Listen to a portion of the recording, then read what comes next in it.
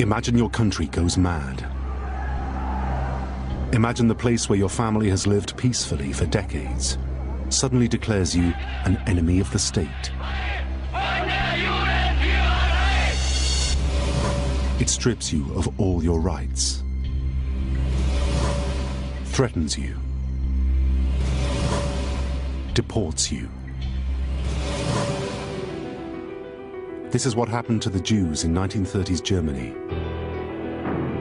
thanks to the racial policies of one man, Adolf Hitler.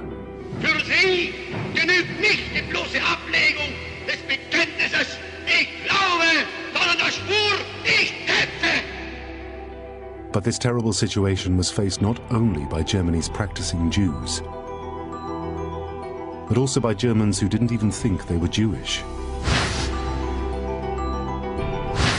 Most were Christians, who just happened to have distant Jewish relatives. It was ridiculous. Suddenly I heard that I'm a quarter Jew. The Nazis had a name for them, the Mischlinge, or half-breeds. Mischling singular, Mischlinge plural are horrible terms. They mean bastard, hybrid, mutt. Just shows you what the Nazis thought of these individuals. But amazingly, many Mischlinge and even some full Jews not only tolerated Hitler, they actively supported him. Many would fight for him. Ich war ja als Soldat, ich trug die Hoheitsabzeichen meiner Deutschlands an meiner Uniform. Some even joined the murderous SS. It begged the question, why? How could they have fought for someone hell-bent on their destruction? Were these Mischlinge traitors to their own people? Or were they simply doing their best to survive in an impossible situation? Ich wäre draufgegangen und hätte dann geschrien, ihr Banditen, ihr Verbrecher und so weiter. Und da wäre einer gekommen, hätte Bumm gemacht, dann wäre ich dann tot gewesen. Und da hätte niemandem was geholfen. This is the strange story of the Jews who fought for Hitler.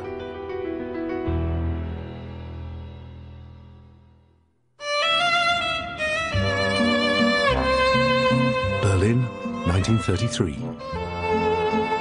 On the streets and in the cafes, there was a new wave of optimism.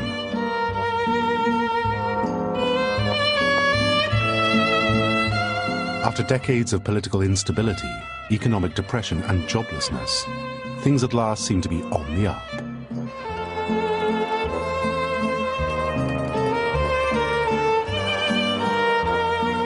And many put it down to their new leader, Adolf Hitler.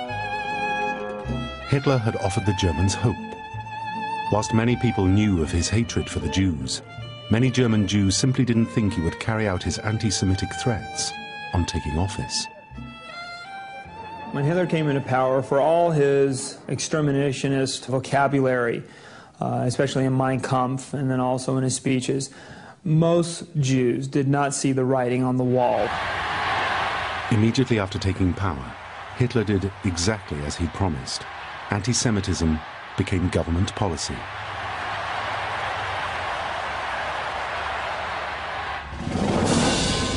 The Nazis set about removing Germany's 500,000 Jews from public life.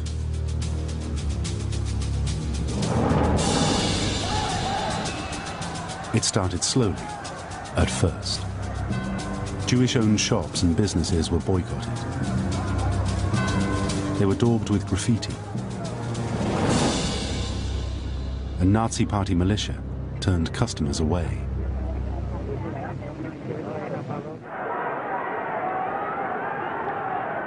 Books were burned to cleanse German literature of Jewish writers.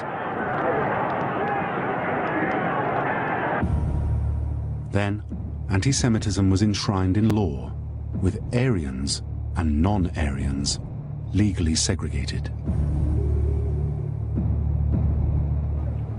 They were made to sit in separate compartments in trams, or specially designated rows in the cinema. And Jews were banned from the civil service in April 1933.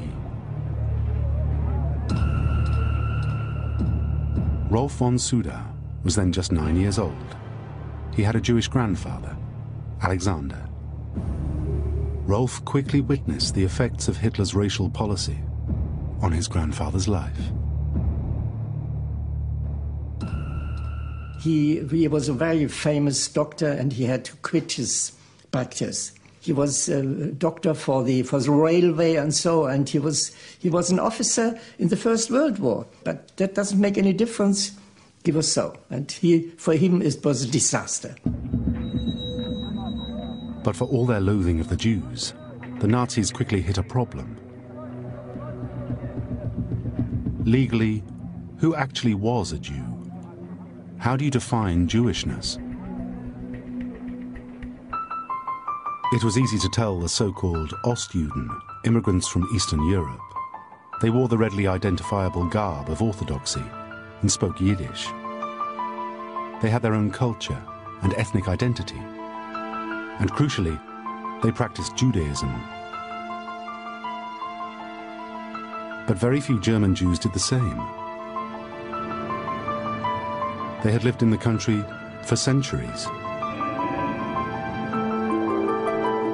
These German Jews were fully integrated into German society, going to the same social events as Nazis. They wore the same clothes, ran businesses supplying the state. They were indistinguishable in appearance or practice from so-called Aryan Germans. In fact, they were Germans. Many of them weren't even Jewish by religion, but by descent. Crucially, they were Christians. By the mid-1930s, 80% of German Jews had converted to Christianity.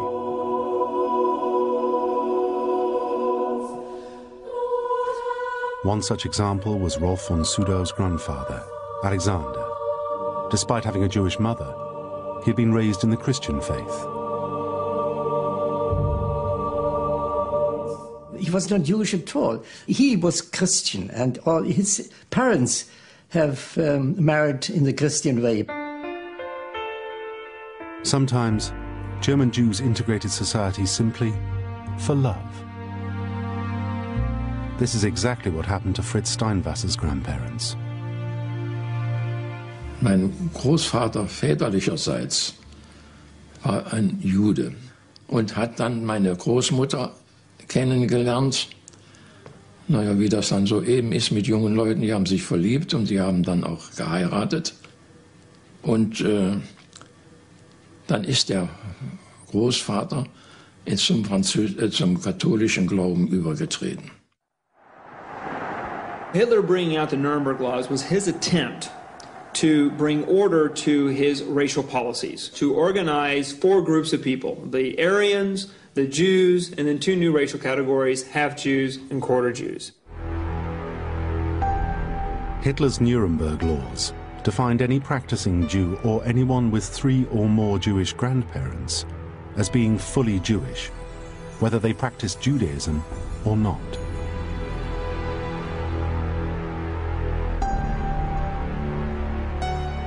These full Jews were deprived of their citizenship, denied the right to vote, and excluded from public office.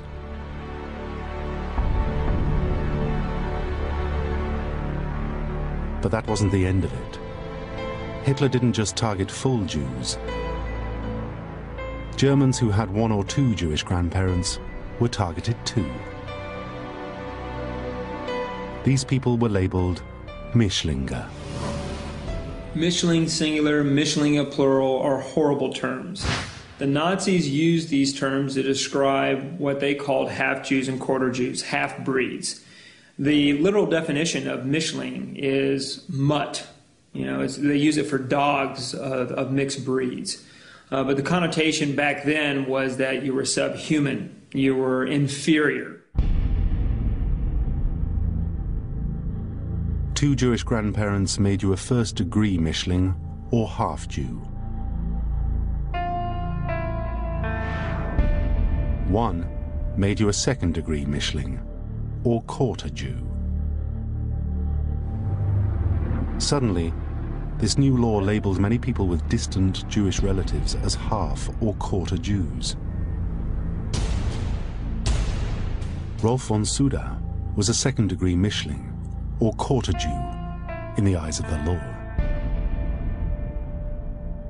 And when I was 11 years old in 1935, suddenly I heard that I'm a quarter Jew, because my grandfather was Jewish. It was ridiculous, definitely, yeah.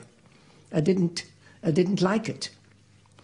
And I felt very, very bad. According to a Reich census from the late 1930s, there were over 500,000 full Jews in Germany, about 72,000 half Jews, and 39,000 quarter Jews. Initially, persecution of these part Jews was less severe than for full Jews. They were restricted on who they could marry and had to obtain a certificate of fitness for marriage. In the race laws, half Jews could only marry other half Jews. Quarter Jews were allowed to marry Gentiles, but they had to get special permission. So it was all regulation of sexual behavior, you know, and if you deviated from the group that you were supposed to interact with, you could be brought up on the charge of Rassenschande, racial defilement. So if you were a half Jew and you slept with a Gentile, you could be brought up on trial and sent to jail. Nearly 2,000 people would be charged with racial defilement.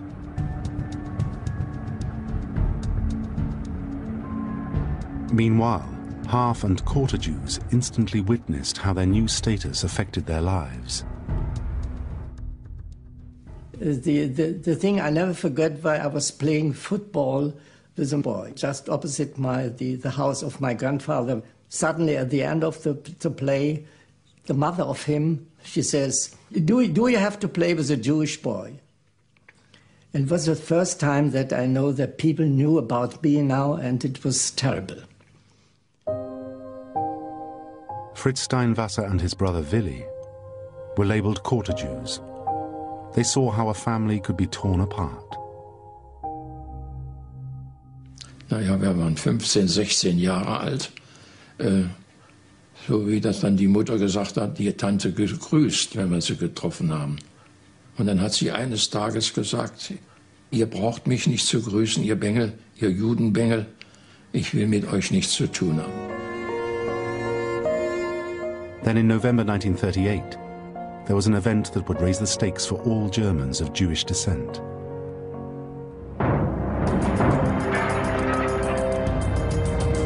An orgy of Nazi-sponsored anti-Semitic violence erupted on Germany's streets.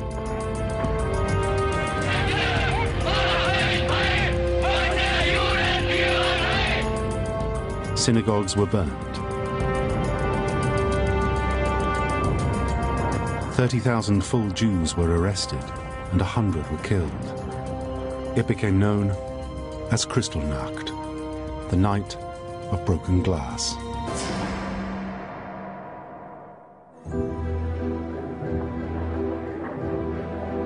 Thousands of full Jews and some Mischlinge chose to leave, but for many, this was simply out of the question. These people were patriots through and through. And so it was very hard to ask these people who were German to leave Germany when that's all they knew and all they loved. One example of a full Jew who opted to stay was Edgar Jacobi.